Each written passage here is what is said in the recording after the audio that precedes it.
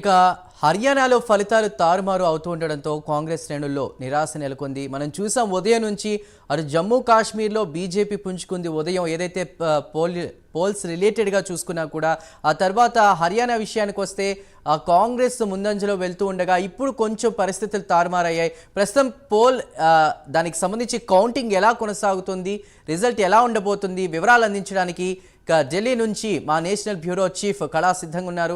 కళ, మనం మార్నింగ్ చూసాం, పరిస్థితులు ఇప్పుడు తారుమారైనట్టు కనిపిస్తోంది. జమ్మూ కాశ్మీర్లో కాంగ్రెస్ ముందుకు వెళ్తున్నట్లు, అదేవిధంగా హర్యానాలో ఇటు బీజేపీ పుంజుకుంటున్నట్టు తెలుస్తోంది. సిచ్యువేషన్ ఎలా ఉంది?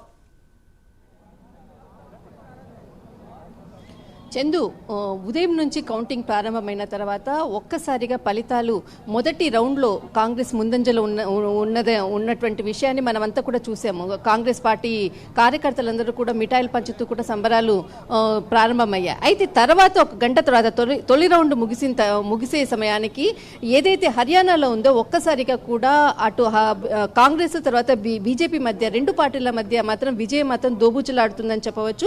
దాదాపు 50 స్థానాల్లో దాదాపు 500 ఓట్ల తేడాతో మాత్రమే ఇక్కడ మనకి ఓటింగ్ సరళి మాత్రం కనపడుతుంది.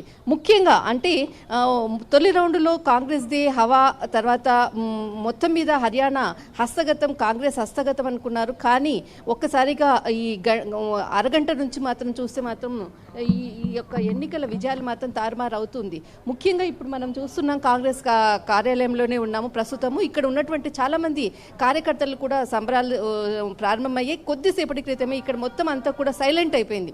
ఒక్కసారిగా అంటే ఈ ఎవరిది నువ్వా నేనా అన్నంతగా పోటీ పడుతుంది అటు కాంగ్రెస్ కానీ ఇటు బీజేపీ కానీ. ఒకవైపు కాంగ్రెస్ కార్యకర్తలు చెప్తున్నారు ఖచ్చితంగా హర్యానాలో మాదే విజయం అంటున్నారు. భూపేంద్ర సింగ్ హుడా కూడా ఒక స్టేట్మెంట్ కూడా ఇవ్వడం జరిగింది. ఇటు బీజేపీ కూడా ఖచ్చితంగా హర్యానాలో మాదే విజయం అంటూ కూడా చెప్తున్నారు. కానీ కాంగ్రెస్లో కీలకమైనటువంటి నేతలు ఎవరైతే ఉన్నారో భూపేంద్ర హుడా, కుమార్ శైలజ, తర్వాత వినేష్ పోగొట్టు, మరికొంతమంది సీనియర్ నాయకులు కూడా వాళ్ళంతా కూడా ముందంజలో ఉన్నారు. కానీ మొత్తం మీద ఓవరాల్గా చూస్తే హర్యానా అసెంబ్లీకి సెగ్మెంట్కి సంబంధించినటువంటిది మాత్రం చూస్తే దాదాపు కొన్ని కీలకమైనటువంటి స్థానాల్లో 500 కేవలం అతి తక్కువ ఓటింగ్ సరళితోటే వెనుకబడి ఉన్నారు. ఇక మనకు జమ్మూ కాశ్మీర్ విషయానికి వస్తే అక్కడ ఉన్నటువంటి ఓవరాల్ మార్నింగ్ నుంచి కూడా మనకు ఒమర్ అబ్దుల్లా రెండు ప్రాంతాల్లో కూడా ముందంజలో ఉన్నారు. అక్కడ కాంగ్రెస్ తర్వాత నేషనల్ కాన్ఫరెన్స్కి సంబంధించినటువంటిది పార్టీ ముందంజలో ఉంది. తర్వాత ఇక్కడ బీజేపీకి సంబంధించినటువంటిది కూడా కొంత అక్కడ కూడా కొన్ని సీట్లలో మాత్రం కొంత అక్కడ కూడా తేడాగా, అంటే ఓటింగ్ సరళి మాత్రం అతి తక్కువ సరళిలోనే మాత్రమే కొంత తేడా ఉన్నది. చందు, ప్రస్తుతానికి మాత్రము మరి కొంతసేపట్లో ఎంతో నువ్వా నేను అన్నంతగా హర్యానా నడుస్తూ ఉంది. అయితే ఇటు జమ్మూ కాశ్మీర్ కూడా ఈ మనకు పూర్తయినటువంటి రిజల్ట్ రావడానికి కొంత టైం పడుతుంది. Chandu, right, thank you.